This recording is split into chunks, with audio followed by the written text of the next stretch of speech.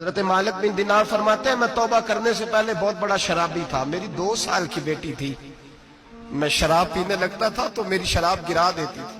کہتی ابا میں تجھے گناہ نہیں کرنے دوں گی. 2 سال کی بیٹی. فرماتے میری بد نصیبی دیکھو میری بیٹی فوت ہو گئی. ایک رات میں خواب دیکھتا ہوں کہ دوزخ جنت کے فیصلے ہو رہے ہیں, قیامت قائم ہو گئی ہے.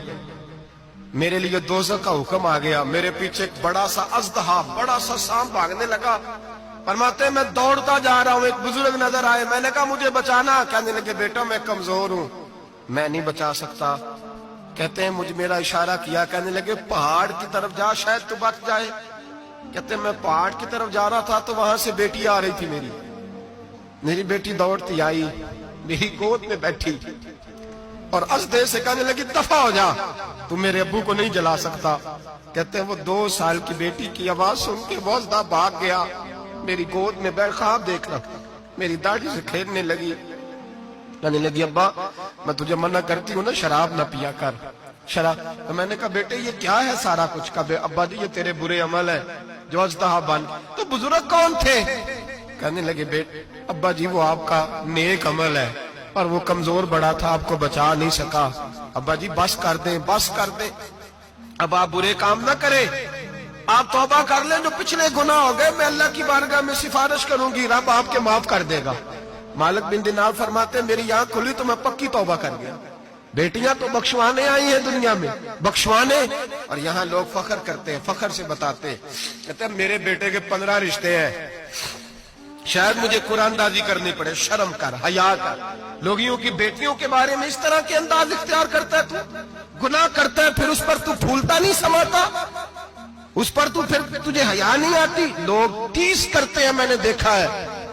بہن کے بھائی کو تکلیف دیتے ہیں, بیٹی کے باپ کو تکلیف دیتے ہیں, اذیت پہنچاتے ہیں. ڈرنا چاہیے رب. گناہ کرتے ہو پھر فخر بھی کرتے ہو, شرم آنی چاہیے.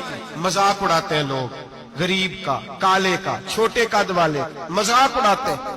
میرے حبیب پاک علیہ السلام کے صحابی ہیں حضرت عبداللہ ابن عمر فرماتے ہیں میں حج کے لیے جا رہا تھا.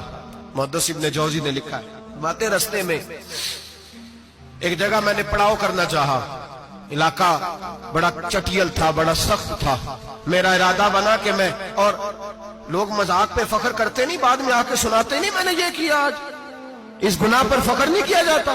حضرت موسیٰ علیہ السلام سے بنی اسرائیل والے کہنے لگے کہ لگتا ہے آپ ہمارے ساتھ مذاق کر رہے ہیں. تو آپ فرمانے لگے اعوذ باللہ ان اکون من الجاہلین, میں پناہ مانگتا ہوں کہ میں جاہلوں میں سے ہو جاؤں.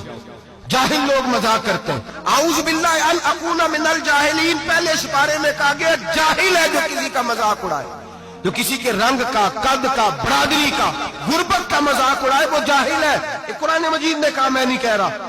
حضرت سیدنا عبداللہ ابن عمر فرما رہے میں جا رہا تھا, رستے میں نے دیکھا کہ چٹیل میدان ہے, حج کے لیے جا رہا تھا, کوئی جگہ نہیں مل رہی تھی. ایک بوڑھی عورت کا مکان نظر آیا, اس کے پاس میں نے پڑاؤ کیا, ٹھہر گیا.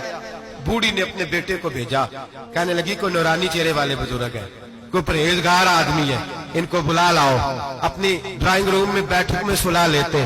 کہتے مجھے وہ لے آئے, بیٹھک میں سلایا. آدھی رات کا وقت ہوا تو اچانک ایک آواز چلانے کی, جیسے کسی کو درے مارتا ہے وہ چلاتا, شنن ما شن مشکیزہ. کدھر ہے مشکیزہ؟ کہاں گیا مشکیزہ؟ لاؤ مشکیزہ. پھر کوئی مارتا ہے, پھر مشکیزہ, آیا مشکیزہ. کدھر گیا مشکیزہ؟ فرماتے ہیں کوئی روتا ہے, مشکیزہ مشکیزہ پکارتا ہے.